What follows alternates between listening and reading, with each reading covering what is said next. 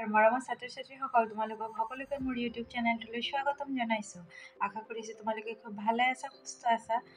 আজি মই তোমালোকক পঢ়াব গৈ আছোঁ অংকুৰণৰ অষ্টম শ্ৰেণীৰ আজি দ্বিতীয়টো লেচন।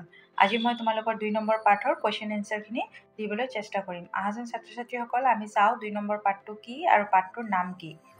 মৰমৰ ছাত্ৰ-ছাত্ৰীসকল তোমালোকৰ 2 নম্বৰ পাঠটোৰ নাম হৈছে যুগমীয়া শৰাইঘাট। দেখিছানে 2 নম্বৰ পাঠটোৰ নাম হৈছে কি যুগমীয়া শৰাইঘাট।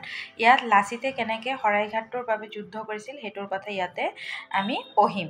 অলপ ওপৰতো চাই লওঁ কি দিছে, লুইতৰ পানী বৈ থাকে মানে শৰাইঘাটৰ যুঁজৰ তাৎপৰ্য আৰু বীৰত্বৰ কথা অসমৰ ইতিহাসৰ পাতত সোণালী আখৰেৰে জিলিকি থাকিব।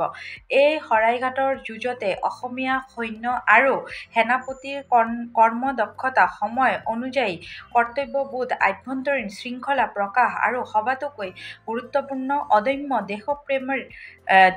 দেশপ্ৰেমৰ চানিকি প্ৰতিফলিত হোৱা দেখা যায়। সততে জাগ্ৰত অসমীয়া জাতিৰ সময়োপযোগী দায়িত্ববোধ, কৰ্মনিষ্ঠা আৰু যুঁজাৰু মানসিকতাৰ উৎকৃষ্ট নমুনা শৰাইঘাটৰ কাহিনীত উজলি উঠিছে।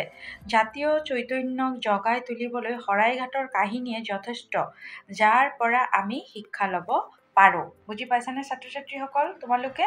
মানে এই যে আমাৰ যিটো শৰাইঘাট সেতু আছে, এই শৰাইঘাট সেতুটো কেনেকৈ হ'ল আৰু আমাৰ বীৰ লাচিত থানাই কেনেকৈ শৰাইঘাটৰ বাবে যুদ্ধ কৰিছিল সেইটো এই পাঠত বিস্তৃতভাৱে বৰ্ণনা কৰা হৈছে।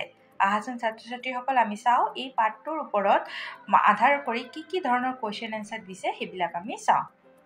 মৰমৰ ছাত্ৰ-ছাত্ৰীসকল মই তোমাক খালি প্ৰশ্ন উত্তৰখিনি তোমালোকক লিখাই দিম। তোমালোকে এই পাঠটো খুব ধুনীয়াকৈ নিজে নিজে পঢ়ি ল'বা, কাৰণ প্ৰশ্নখিনি লিখি দিলেও লিখাৰ আগত যদি তোমালোকে পাঠৰ মূল বিষয়বস্তুখিনি তোমালোকে পঢ়ি লোৱা তেতিয়াহ'লে খুব ধুনীয়াকৈ তোমালোকে উত্তৰসমূহ ধৰিব পাৰিবা। ঠিক আছে ছাত্ৰ-ছাত্ৰীসকল, এবাৰ অন্ততঃ তোমালোকে গোটেই পাঠটো এবাৰ পঢ়ি ল'বা, তেতিয়াহ'লে পাঠৰ ভিতৰৰ পৰাও যদি কোনো ধৰণৰ প্ৰশ্ন উত্তৰ দিয়ে সেইবিলাক তোমালোকে খুব ধুনীয়াকৈ লিখিব পাৰিবা। ঠিক আছে, এইসমূহ তোমালোকে খুব ধুনীয়াকৈ পঢ়ি ল'বা যে কোন পাঠত কোনটো মানে প্ৰেক্ষাপট কিহৰ কথা কৈছে, কিহৰ বাবে যুদ্ধটো হৈছিল, এই গোটেইখিনি তোমালোকে অলপ নিজে পঢ়ি ল'বা। ঠিক আছে।